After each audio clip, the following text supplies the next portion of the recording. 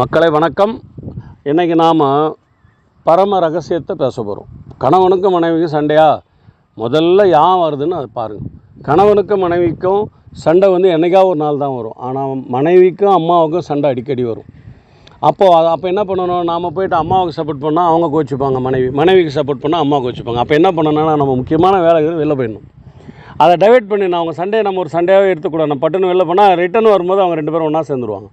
நீங்கள் அம்மாவுக்கு சப்போர்ட் பண்ணிங்கன்னா அம்மா எப்போ பார்த்தாலும் அம்மாவுக்கே சப்போர்ட் பண்ணணும், மனைவி கோபமாக இருப்பாங்க. மனைவிக்கு சப்போர்ட் பண்ணால் அம்மா எப்போ பார்த்தாலும் கோபமாக இருப்பாங்க. இது மாதிரி புள்ள நம்மளுக்கு சப்போர்ட் பண்ணலேன்னு. அதனால் எப்போ பிரச்சனைகள் வரும்போது அம்மாவுக்கும் மனைவிக்கும் பிரச்சனை வருதுன்னா நாம் வீட்டை விட்டு வெளியில் போயிடணும். அதுதான் அழகு. அதே மாதிரி நம்மளுக்கும் மனைவிக்கும் சண்டை வருதுன்னு வச்சுங்க. காரணம் இல்லாத மனைவி நம்மக்கிட்ட சண்டை போட மாட்டாங்க. அவங்க என்றைக்காவது ஒரு நாள் டென்ஷனாக இருப்பாங்க, இல்லை ஏதோ ஒரு காரணம், முக்கியமான காரணம் இல்லாமல் அவங்க நம்மக்கிட்ட சண்டை போட மாட்டாங்க. நாம் டெய்லி அவங்ககிட்ட சண்டை போட்டாலும் அவங்க அடங்கி அட்ஜஸ்ட் பண்ணின்னு போய்டுறாங்க, கணவர் தானே அப்படின்னு. அப்போ நீங்கள் என்ன பண்ணணும்? மனைவி சண்டை போடுறாங்கன்னா அது என்னன்னு கேட்கணும். அப்படி கேட்கலனா கூட அடங்கி போயிடணும். சரிம்மா, சரி இதோ வர, ஒரே நிமிஷம்னு ஃபோனை எடுத்துன்னு வண்டி எடுத்துன்னு வெளில போயிடணும். ரிட்டர்ன் வரும்போது சொல்லுவாங்க அவங்க இந்த மாதிரினா, அப்புறம் அவங்க கோவம் தணிஞ்ச பிறகு சொல்லுவாங்க. அது என்ன செய்யணுமோ அதை உடனே நாம் அதுக்கு நிவர்த்தி பண்ணி வச்சிடணும். அதே மாதிரி என்றைக்காவது ஒரு நாள் ஒரு பொருள் கேட்டிருப்பாங்க. அடுத்த வீட்டில் இருக்கவங்க சொல்லுவாங்க, பாரு எங்கள் வீட்டுக்கார் உடனே வாங்கி கொடுத்துட்டாருன்னுவாங்க. இதெல்லாம் தான் சண்டை வர காரணம். புடவை கேட்டால் பட்டு புடவை உடனே வாங்கி கொடுத்துட்டாங்க, இந்த பொருள் கேட்டால் அதை வாங்கி கொடுத்துட்டாங்க, ஜொல்லு கேட்டால் வாங்கி கொடுத்துட்டாங்க.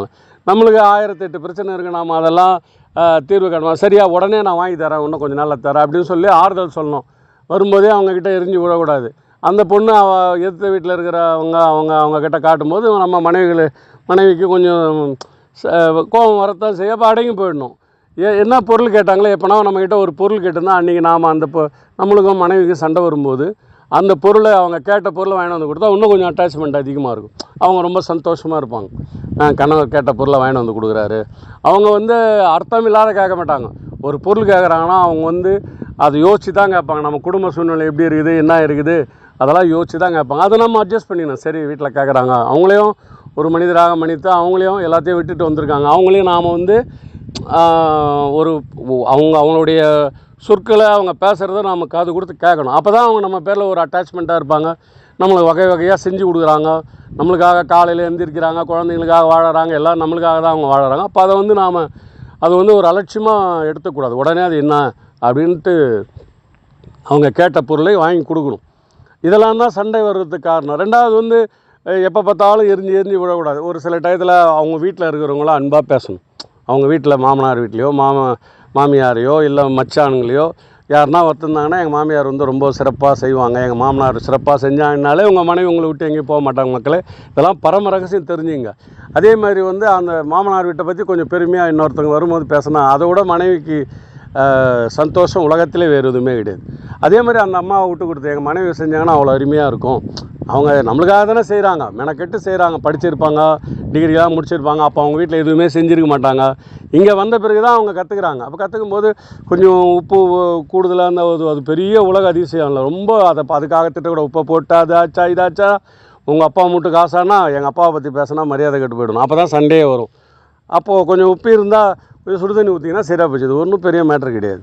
அதனால் மனைவி அந்த அம்மா சொல்லுகிற பொழுது அதை நாம் கேர் பண்ணி எடுத்துக்கிட்டால் அது என்னவோ அது அந்த சொல்யூஷன் என்ன, அந்த அம்மாவுக்கு என்ன அது செய்யணுமோ அதை உடனே செஞ்சிடணும்.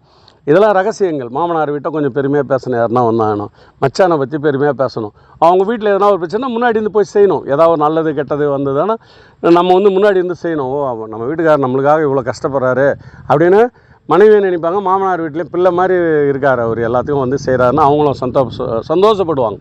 எங்கள் மாப்பிள்ளை ரொம்ப மகன் மாதிரி, என் பையன் என்ன செய்வாரோ அதை எங்கள் மாப்பிள்ளை செய்கிறாருன்னா அவர் ஊர் ஃபுல்லாக சொல்லுவார். அந்த அம்மாக்கிட்டேயும் சொல்லுவார், பெண்கிட்டையும், நல்ல உனக்கு மாப்பிள்ளை கிடச்சிருக்காருமா, அவரை சந்தோஷமாக அவர் கூட இரு அப்படின்னு சொல்லி அனுப்புவாங்க. இதெல்லாம் பரம ரகசியங்கள். தெரிஞ்சுங்க மக்களே. நன்றி, வணக்கம்.